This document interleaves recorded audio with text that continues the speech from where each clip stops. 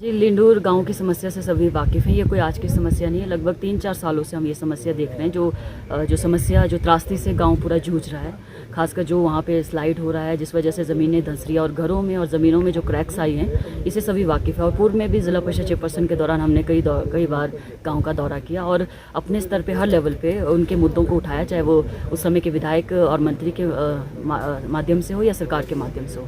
अभी हाल ही में जैसे नवनियुक्त यहाँ से विधायक के तौर पर मैं निर्वाचित हुई हूँ, तो सबसे पहले प्राथमिकता से हमने इस त्रासदी को ही आगे रखा और सीएम साहब से मुलाकात के दौरान हमने इसे प्रमुखता से उठाया। उससे पहले लिंडूर गांव के लिए हमने यहाँ प्रशासन के 1 महीने के अंदर इनको भी पाइप्स वगैरह जो भी स्प्रिंकलर इनका जो मेन डिमांड था उसको पहुँचाया गया।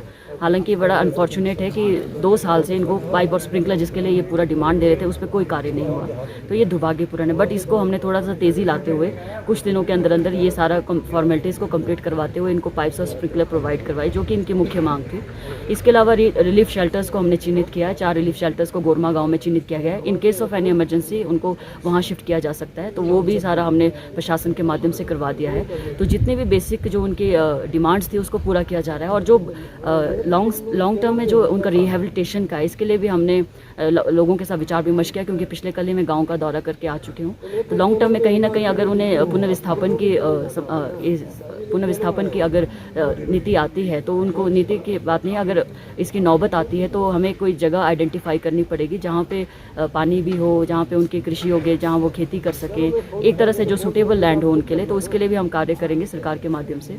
और माननीय सीएम साहब के माध्यम से हमने हर एक प्रमुख मुद्दे को, चाहे वो जालमा नाला हो, चाहे लिंडूर हो, और जालमा नाला की वजह से जो अफेक्टेड जितने भी पंचायत हैं, खासकर जो चंद्रभागा के दोनों और जो हमारे गाँव बसते हैं, जहाँ पे काफ़ी कटाव लोगों का हुआ है, खेतों का नुकसान हुआ है, तो उसके लिए भी हमने प्रमुखता से बात रखी है सीएम साहब के समक्ष। और उन्होंने भी पूरा एश्योरेंस दिया है कि इस पर जल्द से जल्द कार्रवाई होगी, क्योंकि हम जानते हैं, हमने ये भी देखा है कि जालमा के लिए हमने एक पूरा डिटेल प्रोजेक्ट रिपोर्ट बना दिया है, बट इसमें अभी बजट का आना बाकी है। तो इसके लिए हम पूरा कोशिश करेंगे कि जल्द से जल्द इसमें बजट आ जाए, ताकि इसका जो भी चैनलाइजेशन का है या अन्य जो भी कार्य होने इसमें क्रेट वॉल वगैरह, इस पर हम कार्य शुरू करवा सकें। और जैसे ही वाटर लेवल हमारा नदी का भी कम होगा, तो उस पर भी कार्य हम जल्द से जल्द शुरू करवाने की पूरी कोशिश करेंगे।